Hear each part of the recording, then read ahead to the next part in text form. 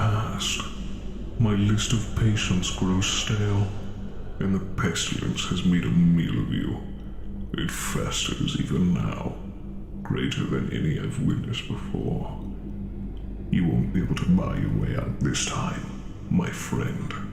I know.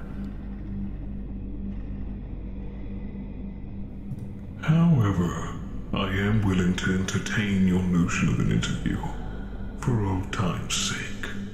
Mercy for the infected. That's not like you, Doctor. Call it a mellowing of nature, or the smell of lavender from your breast pocket. I'm feeling indulgent.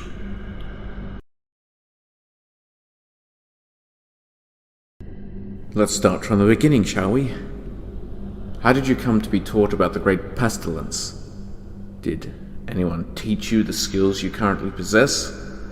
Where did it come from? The great pestilence is older than you could possibly comprehend. Any chance I could get some actual details? It is a factual enough answer. It's evasive and only the first goddamn question. I know! I know.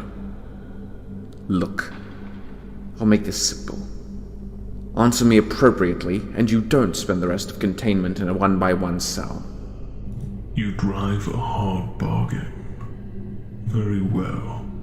No, I had no pedagogue to instruct me on the ways of the pestilence, nor the intricacies of treatment.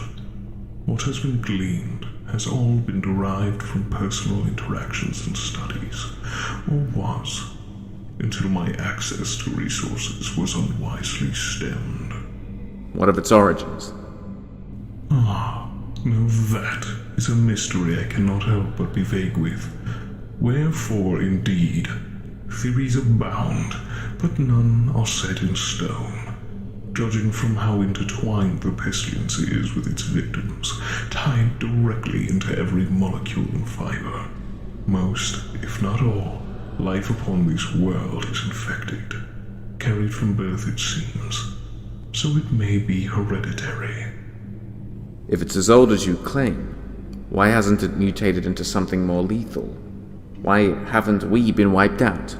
That is not the nature of the pestilence. It cannot exist without a host.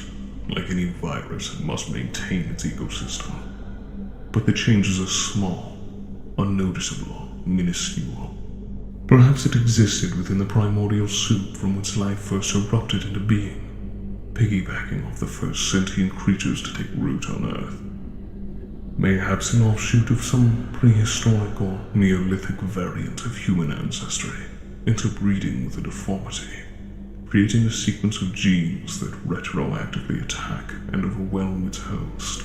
Layman's terms, Doctor. Or has the pestilence merely become unavoidable, where all infants are born pure, but immediately exposed to its effects through contact, nutrients?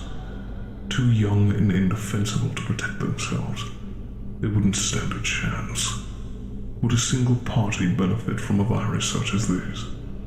Is it a means for control, or an exertion of power? What does any of that mean? It means what it has always meant.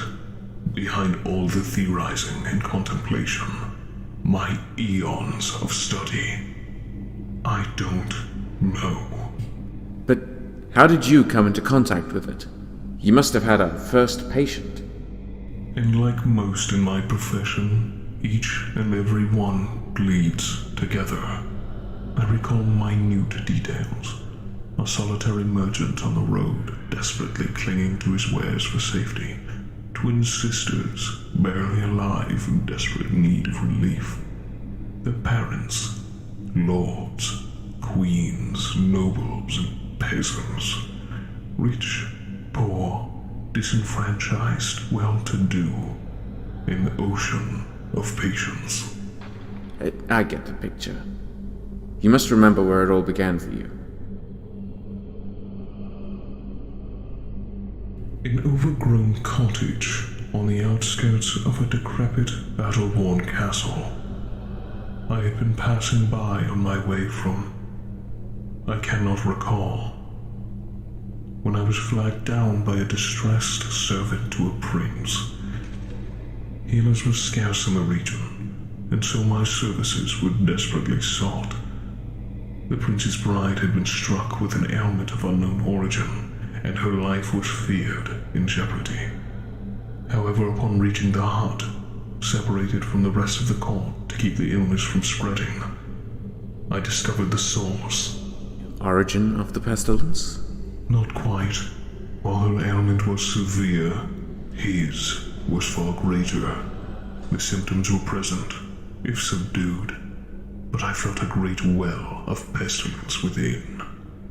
Not the source, but a carrier, capable of spreading it far and wide. I could not allow any of them to refuse treatment.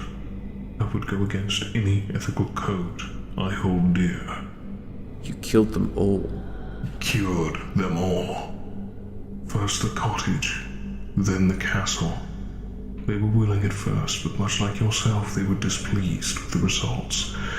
They opted to flee and burn the castle, with myself and their healed brethren trapped inside.